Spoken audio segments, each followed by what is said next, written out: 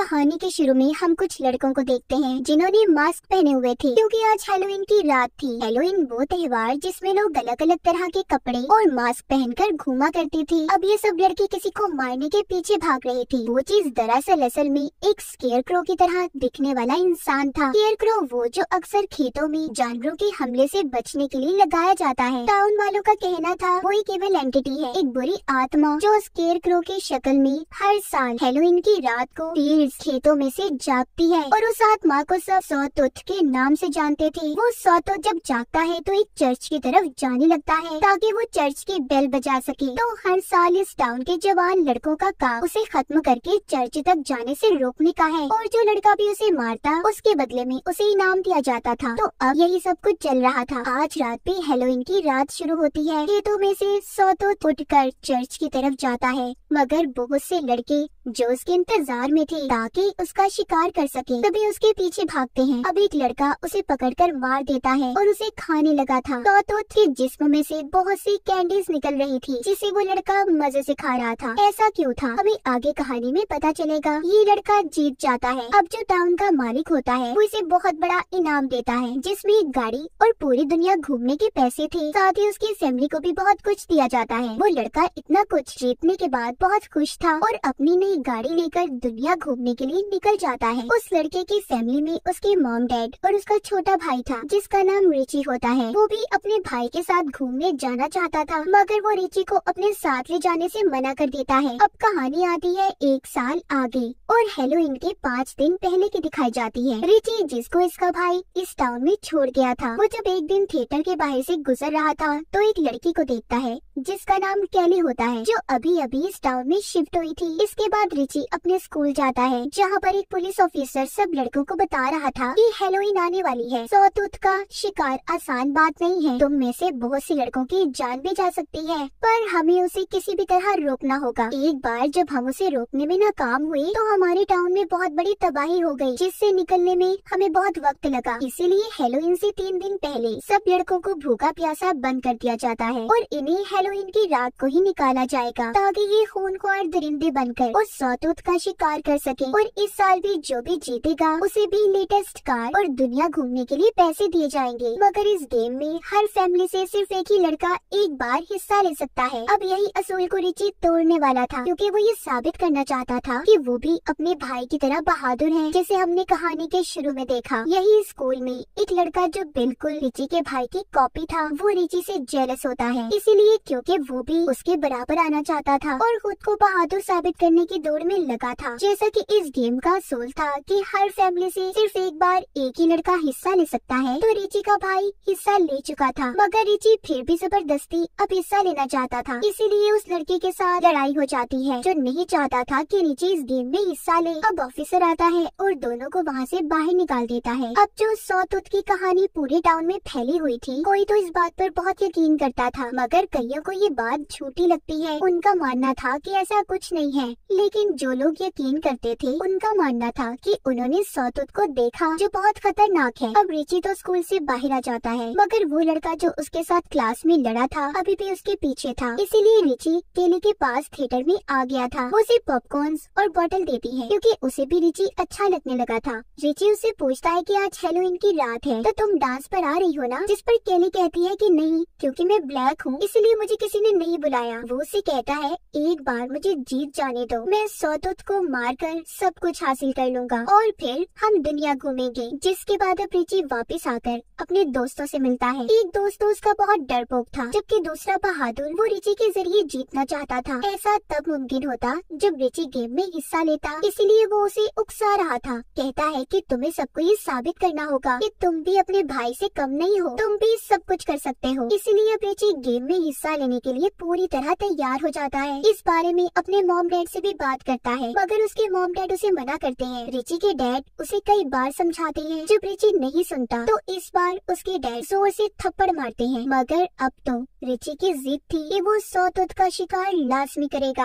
आखिर रिची के mom dad उसे क्यों मना कर रहे थे, क्या राज था इसके पीछे। तभी रिची को अपने भाई का लेटर आता है और एक कार्ड भी मिलता है जो अक्सर वो इसके पास भेजा करता था। इसके बाद रिची अपने घर से बाहर आ जाता है जहाँ पर उसे अपने भाई की दोस्त मिलती है जो आज भी उसके भाई का इंतजार कर रही थी। थी जो कि अब तक दुनिया घूमकर नहीं आया था। रिची की मॉम चाहती थी कि वो लड़की उनके बेटे को भूल जाए और अपनी जिंदगी में आगे बढ़े। इसी बीच हम एक फॉर्मर किसान को देखते हैं जो एक स्केयर क्रो को तैयार करके खेतों में लटका रहा था और यही हैलोवीन की रात को जिंदा होकर सौतुत बनने वाला था। ऐसा कैसे मुमकिन था, ये सब हमें आहिस्ता आहिस्ता कहानी में आगे पता चलेगा। एक दिन जब रिची स्कूल जा रहा था तो उसी रास्ते में वही लड़का मिलता है जो स्कूल में अक्सर उसे तंग किया करता था। वो अब भी रिची को रोककर पूरी तरह से मारता है और उसकी पैंट से बेल्ट को उतार कर ले जाता है। ये बेल्ट रिची के भाई ने उसे दी थी। अब उसे फिर से उसके भाई का लेटर मिलता है जिसमें उसने लिखा था कि रिची जब तक मैं वापस नहीं आ जाता तुम्हें ही मॉम डैड का ख्याल रखना होगा। वो इन सब बातों से परेशान हो चुका था। उसे कुछ समझ नहीं आती कि आखिर वो करे तो क्या करे, इसलिए गुस्से में एक गाड़ी को चुराता है और टाउन छोड़कर जाने लगता है कि तभी रास्ते में उसे ऑफिसर ने पकड़ लिया था। जब रिची भागने की कोशिश करता है तो पुलिस ऑफिसर उसे पकड़ लेता है और खूब मारता है जिस वजह से वो बेहोश हो गया था। अब हैलोवीन की रात आने वाली थी, इसीलिए सब लड़कों को भूखा प्यासा उनके घरों में बंद कर दिया जाता है और जब हैलोवीन की रात आती है तो उन्हें सबको बाहर निकाला जाता है। सब पागलों की तरह सौतुत का शिकार करने भाग रहे थे क्योंकि वो बहुत दिन से भूखे थे। उधर किसान ने भी सौतुत के जिस्म में बहुत सी कैंडीज भर दी थी जिसके बाद वो जिंदा भी हो जाता है। इधर रिची जिसको पुलिस की मार के बाद अब होश आया था, उसके डैड उसे कहते हैं कि देखो बेटा तुम्हारे पास सब कुछ है, तुम इस मौत के खेल में क्यों जाना चाहते हो। उसकी मॉम भी उसके आगे हाथ जोड़ती है मगर वो किसी की भी बात को नहीं सुनता और अपने दोस्तों के साथ एक गाड़ी में बैठकर सौतुत के शिकार पर निकल जाता है। इन्होंने ड्राउनी मास्क पहने हुए थे मगर रास्ते में सौतुत इनकी गाड़ी से टकरा गया था। अब वो एक एक करके सबको मार रहा था। वो रिची के एक दोस्त के कुल्हाड़ी से 2 टुकड़े कर देता है। रिची और उसका दूसरा दोस्त अब भी सौतुत के पीछे थी मगर अचानक से उसके दोस्त का आधा सर गायब हो जाता है। उसे भी सौतुत ने मार दिया था। अब बचा था तो सिर्फ रिची। सौतुत उसके सामने आ जाता है जिसे देखकर वो डर गया था और भागने लगता है। आगे उसे केली और उसका एक और दोस्त मिलते हैं। केली भी उस सौतुत का शिकार करना चाहती थी मगर ये सब असूलों के खिलाफ था क्योंकि एक लड़की कभी भी सौतुत का शिकार नहीं कर सकती थी। रिची उससे कहता है कि हमें कोई हथियार चाहिए जिससे हम उसे मार सके। उधर रिची का डरपोक दोस्त भागकर अपने घर आ जाता है मगर उसके मॉम डैड उसे अंदर आने नहीं देते। उनका कहना था कि वो जाकर सौतुत का शिकार करे और इनाम जीतकर उनकी जिंदगी को आसान बनाए, इसीलिए वो उसे अंदर आने नहीं देते। तभी बाहर से एक बच्चा जो खिड़की में खड़ा था वो रिची के दोस्त को बताता है कि तुम्हारे पीछे सौतुत है और होता भी ऐसा ही है। रिची का दोस्त उसे देखकर यहाँ से भागता है। वो एक बेसमेंट में पहुँचता है जहाँ पर बहुत से लड़के छुपे हुए थे। वो उनसे कहता है कि दरवाजा खोलो,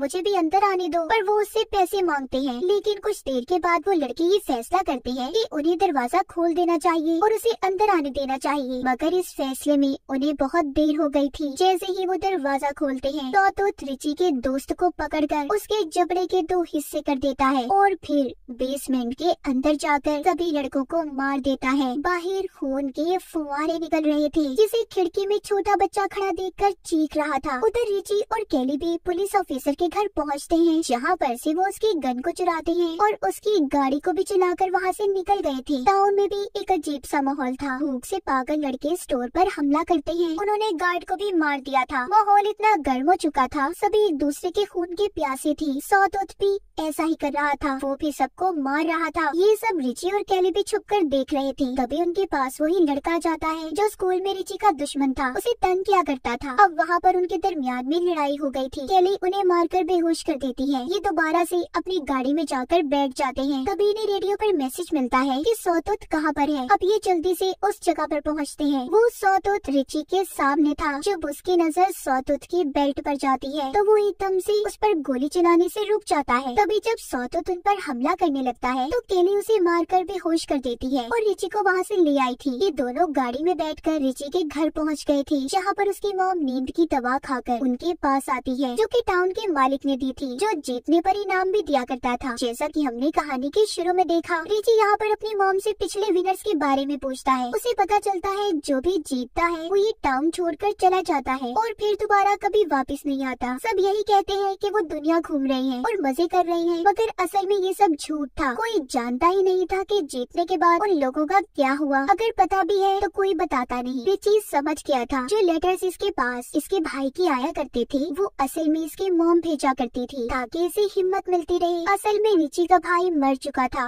रिची की मॉम कहती है कि बेटा किसी को मत छोड़ना, था। इतना बताकर रिची की मॉम ने अपनी जान ले ली थी। उधर सौतुत ने एक घर में जाकर उसे जला दिया था। वो घर असल में रिची और उसके भाई का पुराना घर था। अब यहाँ पर आपको समझ आ गई होगी कि सौतुत कोई और नहीं बल्कि रिची का भाई था, जो पिछले साल इस गेम को जीता था, जिसको हमने कहानी के शुरू में देखा। इसलिए रिची उस बेल्ट को देखकर रुक गया था। असल में होता ये था कि जो भी लड़का जीतता उसे टाउन का मालिक बहुत से पैसे देता और उसे दुनिया घूमने बाहर भेज दिया जाता था। असल में तो कोई भी कभी इस टाउन से बाहर गया ही नहीं। पुलिस ऑफिसर रास्ते में ही उस लड़की को मार देता था, फिर उसके जिस्म इस्तेमाल करके अगला सौतुत बनाया जाता। इसीलिए ये असूल था कि हर फैमिली से एक ही लड़का इस गेम में हिस्सा ले सकता है। मतलब कि एक जिंदगी के बदले उसकी फैमिली को सारी सहूलतें दी जाती। मगर शुरू में किसी भी फैमिली को ये नहीं पता होता था कि उनका लड़का मर जाएगा और अगला सौतुत बनेगा। ये बात उन्हें बाद में पता चलती थी, मगर जानने के बाद भी वो फैमिली कुछ नहीं कर सकती। उन्हें डराया जाता कि ना तो वो टाउन से बाहर जाएंगे और ना ही कुछ बोलेंगे।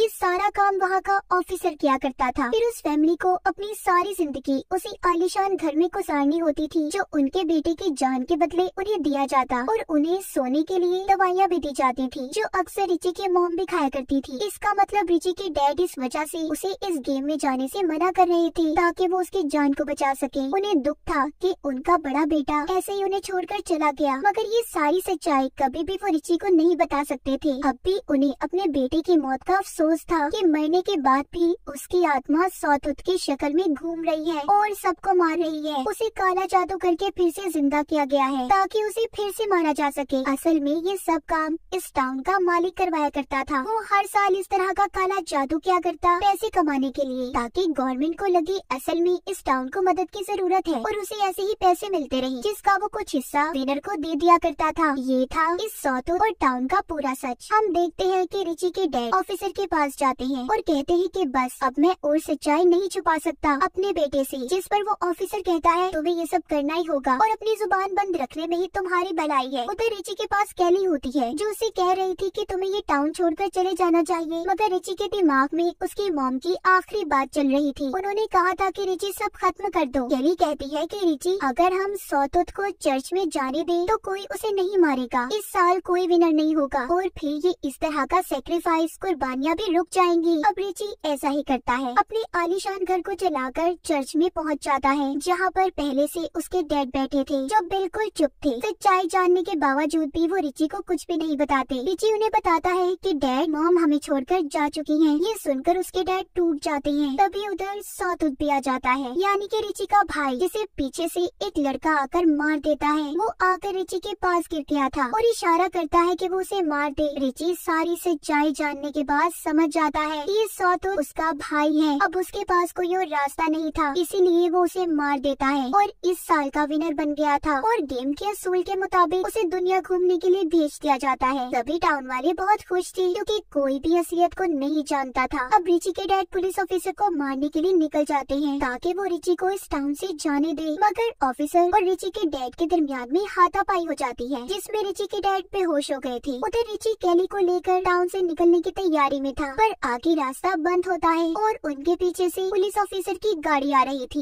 ये देखकर रिची कैली को गाड़ी में छुपने का कहता है और उसे ये भी कहता है कि मैं अगर 10 मिनट में वापस न आया तो तुम अकेले ही इस टाउन को छोड़कर चली जाना। अब ऑफिसर रिची को लेकर फील्ड में आ जाता है। ऑफिसर इस बात को नहीं जानता था कि रिची को सारी सच्चाई पता है, इसीलिए वो उसे बातों में लगाकर यहाँ पर ले आया था। मगर रिची अपनी गन से उस ऑफिसर को ही मार देता है। उसे मारकर रिची को ये लग रहा था कि सब कुछ ठीक हो गया, मगर तभी पीछे से किसान ने आकर रिची को मार दिया था। उसी किसान ने जो यहाँ पर सौतुत बनाया करता था और कब्र में दफना देता है, जो उसके लिए ही खोदी गई थी, मतलब इस साल के विनर के लिए। जिसके बाद वहाँ पर रिची के डैड पहुँचते हैं, जो अपने बेटे को तो नहीं बचा सकी थी पर कैली से इस टाउन को छोड़ने का कहते हैं। अब कहानी दिखाई जाती है 1 साल बाद की, जब किसान रिची के जिस्म को कब्र से निकाल कर सौतुत बना रहा था कि तभी उधर उसके डैड आ जाते हैं, जिन्होंने किसान को मार दिया था और अपने बेटे रिची से कहते हैं, जो अब एक सौतुत बन चुका था, कि बेटे पूरे टाउन को जलाकर खत्म कर दो, ना रहेगा टाउन और ना ही हर साल किसी भी फैमिली को अपनी बेटी को सेक्रीफाइस कुर्बान करना पड़ेगा। हम रिची को देखते हैं जो सौतुत बनकर जोर से चीखता है, मतलब कि अब वो पूरे टाउन को जलाने वाला था। और इसी के साथ इस फिल्म की कहानी भी यहीं पर खत्म हो जाती है।